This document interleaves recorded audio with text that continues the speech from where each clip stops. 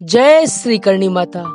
करणी माता का मंदिर राजस्थान के बीकानेर से 30 किलोमीटर की दूरी पर दक्षिण दिशा में देशनोक में स्थित है।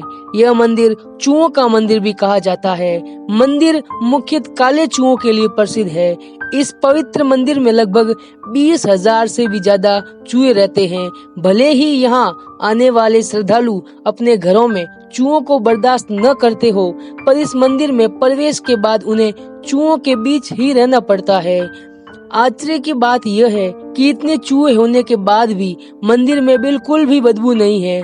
आज तक कोई भी बीमारी नहीं फैली है। यहाँ तक कि चूहों का झूठा प्रसाद खाने से कोई भी भक्त बीमार नहीं हुआ है। इतना ही नहीं, जब आज से कुछ दशकों पूर्व पूरे भारत में प्लेग फैला था, तब भी इस मंदिर में भक्तों का मेला लगा रहता था और वो चूहों का झूठा किया हुआ प्रसाद ही खाते थे। करणी माता मंदिर में रहने वाले चूहे माँ की संतान माने जाते हैं। करणी माता की कथा के अनुसार एक बार करणी माता का पुत्र लक्ष्मण कोलायत में स्थित कपिल सरोवर में पानी पीने की कोशिश में डूबकर मर गया था। जब करणी माता को यह पता चला तो उन्होंने मृत्यु के देवता यम को उसे पुनः जीवित करने की प्रार्थना की। पहले तो यमराज ने मना कर दिया, पर बाद में उन्हें विवश होकर उसे चूहे के रूप में पुनर्जीवित कर दिया। हालांकि बीकानेर के लोक गीतों में इन चूहों की एक अलग कहानी भी बताई जाती है, जिसके अनुसार एक बार 20,000 सैनिकों की एक सेना देशनोक पर आक्रमण करने आई, जिन्हें माता ने अपने प्रताप से चूहे बना दिया और अपनी सेवा में रख लिया। संगमरमर से बने मंदिर की भव्यता देखते ही बनती है। वहाँ पर चूहों की धमा चौकड़ी देखते ही बनती है। चूहे पूरे मंदिर प्रांगण में मौजूद रहते हैं। वे श्रद्धालुओं के शरीर पर कूद फांद करते हैं, लेकिन किसी को कोई नुकसान नहीं पहुँचाते। चील, गिद्ध और दूसरे जानवरों से इन चूहों की रक्षा के लिए मंदिर में खुले स्थानों पर बारीक जाली लगी हुई है। मान्यता है कि यदि आपको सफेद चूहा दिखाई दे गया तो आपकी मनोकामना अवश्य पूर्ण होगी।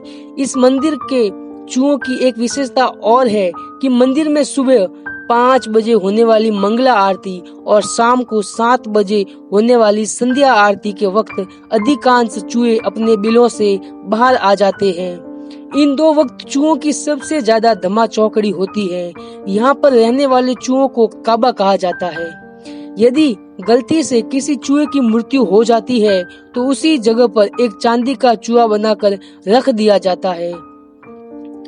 करणी माता का जन्म 1387 में एक चारण परिवार में हुआ था। उनका बचपन का नाम रिगुबाई था। रिगुबाई की शादी साठिका गांव के देपाजी चारण से हुई थी, लेकिन शादी के कुछ समय बाद ही उनका मन सांसारिक जीवन से ऊब गया।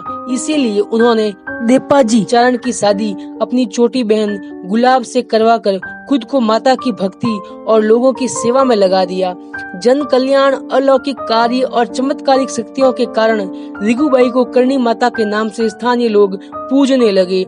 वर्तमान में जहाँ यह मंदिर स्थित है, वहाँ पर एक गुफा में करणी माता अपनी इष्ट देवी की पूजा किया करती थी। यह गुफा आज भी मंदिर परिसर में स्थित है। कहते हैं करणी माता 151 वर्ष जिंदा रहकर 23 मार्च 1538 को ज्योतिर्लीन हुई थी।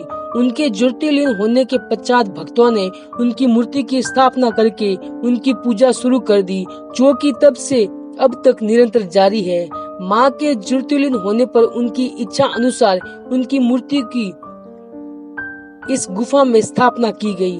बताते हैं कि माँ करणी के आशीर्वाद से ही बीकानेर और जोधपुर राज्य की स्थापना हुई थी।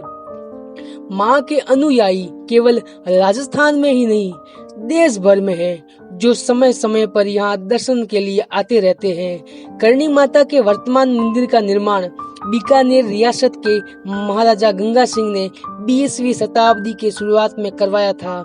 इस मंदिर में चूहों के अलावा संगमरमर के मुख्य द्वार पर की गई उत्कृष्ट कारीगरी, मुख्य द्वार पर लगे चांदी के बड़े बड़े किवाड़, माता के सोने के छत्र और चूहों के प्रसाद के लिए रखी चांदी की बहुत बड़ी परात भी मुख्य आकर्षण है। तो दोस्तों, होपफुली आपको ये हमारी जानकारी जो आज के वीडियो में हमने बताई है करणी माता के मंदिर के बारे में, करणी माता से संबंधित। अगर आपको अच्छी लगी हो तो वीडियो को लाइक जरूर करें और अगर आप चैनल पर नए हैं तो चैनल को सब्सक्राइब भी जरूर करें। मिलते हैं अगले वीडियो में।